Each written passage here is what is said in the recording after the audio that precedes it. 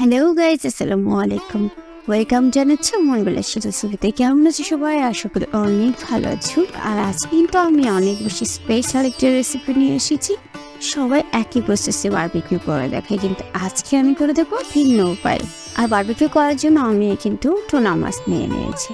অনেকেই অনেকভাবে এই টুনা মাছগুলোকে বারবিকিউ করে থাকে, অনেক সময় কিন্তু আস্তে এই মাছটাকে বারবিকিউ করা হয়, কিন্তু আজকে একটু ভিন্নভাবে করে দেখাবো কিভাবে কাটা ছেড়ে এই মাছটিকে আপনি করে নিতে পারেন বারবিকিউ। এই সামুদ্রিক মাছটি কিন্তু খেতে খুব বেশি মজা হয়। আর এই মজার মাছটিকে আরও বেশি মজা করতে হলে আমার রেসিপিটি ফলো করতে হবে। আমি এখানে মাঝারি সাইজের একটি টুনা মাছ নিয়ে নিয়েছি, তারপর এটাকে কাটা ছেড়ে আলাদা একটি প্লেটে নিয়ে নিয়েছি।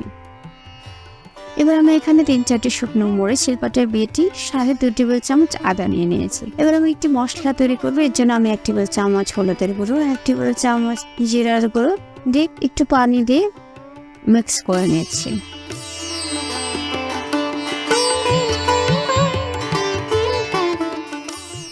আমি যখনই মিক্স করা হয়ে যাবে, আমি চুলায় একটি প্যান বসিয়ে তাতে অল্প কিছু পরিমাণ সরিষার তেল দিয়ে গরম করে নেব। এবার আমি এখানে মিক্স করে রাখা মশলাগুলোকে দিয়ে দিচ্ছি, আর দিয়ে দিচ্ছি 1.5 টেবিল চামচ আদা। এবার আমি খুব ভালোভাবে নেড়েছি, এটাকে কষিয়ে নেব। পানিটা সম্পূর্ণ শুকিয়ে যাবে আর মশলাটা একদম শুকনো হয়ে যাবে। আপনি যখনই এই মশলাটা কষাবেন দেখবেন এটার থেকে কিন্তু অনেক সুন্দর একটা স্মেল আসে। আর যখনই আপনি এই মশলাটা সে বারবিকিউর মধ্যে অ্যাড করবেন তখন কিন্তু এটা অনেক বেশি মজাদার হয়ে যাবে। আপনি একটু কষ্ট করে হলেও এই মশলাটা আগে বানিয়ে নেবেন, তাহলে আপনার রেসিপিটি অনেক বেশি সুস্বাদু হবে। এরপর আমি মাছগুলোর সাথে এই কষানো মশলাটা অ্যাড করে দেব। সাথে দিয়ে দেব 2 টেবিল চামচ বারবিকিউ সস, দিয়ে দিচ্ছি 1.5 টেবিল চামচ টমেটো সস, আর দিয়ে দিচ্ছি স্বাদ মতো লবণ। এবারে দিয়ে দেবো 1/2 চা চামচের মতো জিরার গুঁড়ো। এবং সবগুলো উপকরণকে এখন আমি খুব ভালোভাবে মাছটার সাথে মিক্স করে নেব।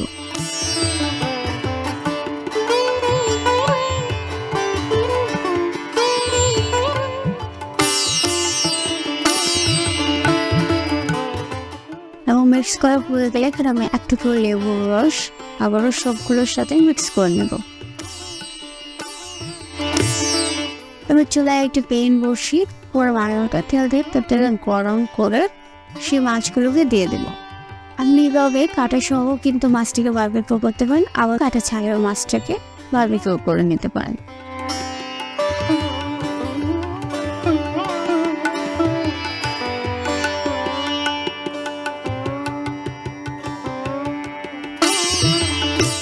এখন আমি এগুলোকে নিয়ে ছেড়ে ভালোভাবে উল্টে পাল্টে ভেজে নিচ্ছি। এবং কিছুক্ষণ ভাজার পরে কিন্তু দেখা যাবে এটার মধ্যে একটা কালার চেঞ্জ চলে আসবে, আর তখনই কিন্তু আমাদের এই মাছগুলোকে উঠিয়ে নিতে হবে। আমি ভালোভাবে নেড়ে চেড়ে এই মাছগুলোকে ভেজে নিচ্ছি। আপনি যদি কাটা ছাড়িয়েও মাছটিকে বারবিকিউ করে নেন তাহলেও কিন্তু এটা খেতে বেশ মজা লাগবে। আর তাই আমি আপনাদের সাথে আজকে রেসিপিটি শেয়ার করেছি।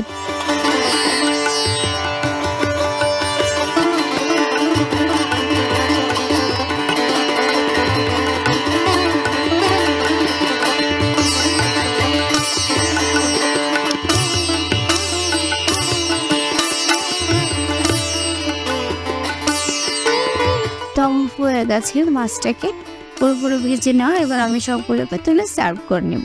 আপনি সার্ভ করার সময় একটু শসা কুচি দিয়ে নেবেন। আমার হাতের কাছে ছিল না, তাই আমি দিতে পারি। আপনি যদি এটার সাথে একটু শসা কুচি দিয়ে তারপর সার্ভ করেন দেখবেন এটা খেতে কিন্তু অনেক বেশি টেস্ট লাগবে। তো আমি সবগুলোকে সার্ভ করে নিচ্ছি। তো আমার রেসিপিটি ফলো করে আপনি চাইলেই কিন্তু টুনা মাছ এমন সুন্দর একটি রেসিপি তৈরি করতে পারেন। আর যারা এতক্ষণ ধরে আমার ভিডিওটি ওয়াচ করেছে তাদেরকে অনেক বেশি ধন্যবাদ। তারা যারা আমার চ্যানেলটিকে সাবস্ক্রাইব করেনি তা অবশ্যই আমার চ্যানেলটিকে সাবস্ক্রাইব করে দেবেন।